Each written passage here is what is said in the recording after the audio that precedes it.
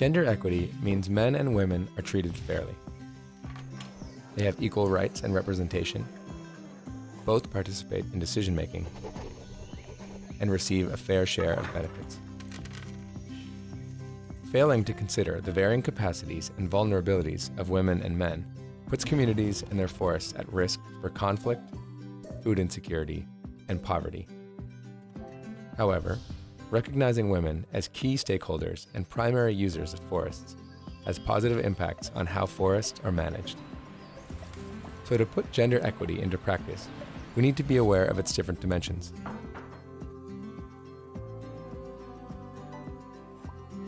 First, we must consider how the benefits, costs, and risks are distributed amongst local women and men. Second, procedures must be in place to help bring both their perspectives to the table.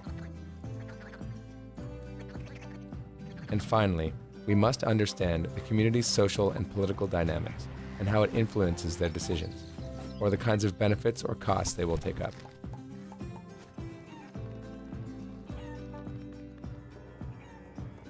For the communities in the lower Mekong, this means women need to be part of the decisions that determine how forests are managed from the very beginning.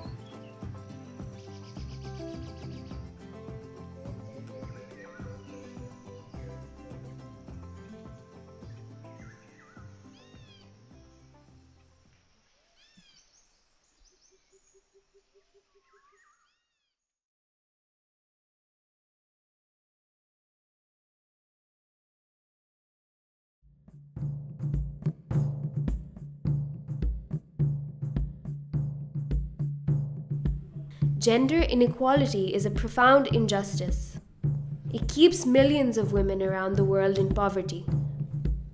Women are 1/2 of the world's population, yet we are often denied equal access to health, education, and political and economic participation. It's first and foremost a rights issue, but gender inequality also significantly damages a country's economic development. What's that got to do with me? I'm just a teacher, not a politician. Teachers have enormous power to promote gender equity by modeling positive behavior in the classroom. Teachers often lose sight of the fact that if they have 40 students working in the classroom, they're working with 40 individuals.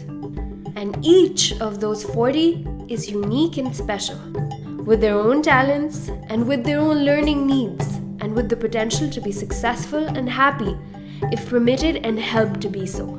However, instead of seeing diverse individuals, many teachers simply see 20 males and 20 females.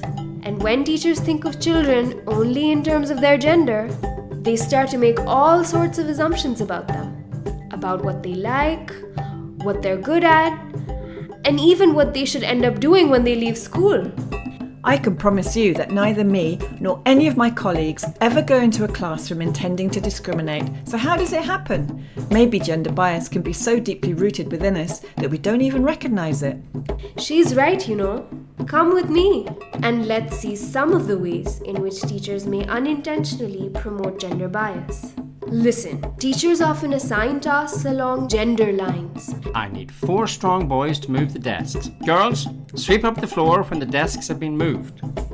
Teachers also often ask questions in a way that makes an unnecessary distinction between the sexes.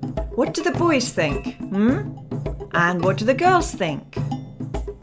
Why would you expect all the boys to have one answer and all the girls to have a different answer because of their gender? We are your students. You know us. We are individuals. Research shows that boys generally receive more questions than girls. Who can answer that one? Marco.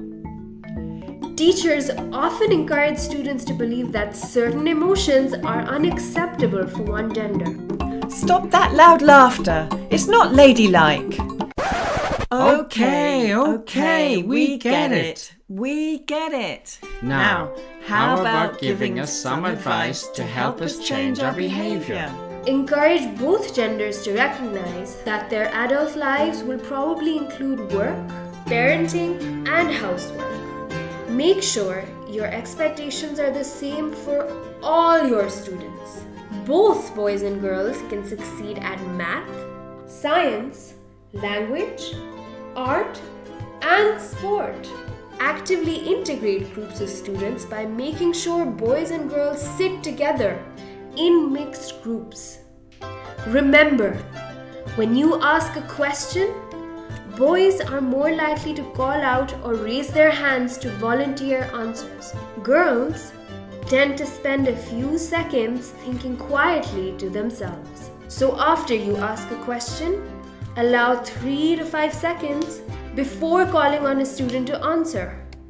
This means both boys and girls will be ready to answer. Being aware of our own gender bias and amending our behavior isn't easy. It needs us to embark on a process of reflection and change. Why not try working through our gender bias checklist, reflecting on its questions? You'll find it helpful. Never forget how much children learn from your example. By modeling gender equity, teachers can change the future of society into one that is fairer, more fulfilling, and more prosperous. Isn't that what we all want? What do you say, teachers? We can do it!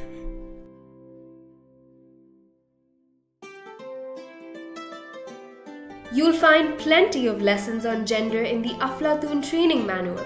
We hope you enjoy them.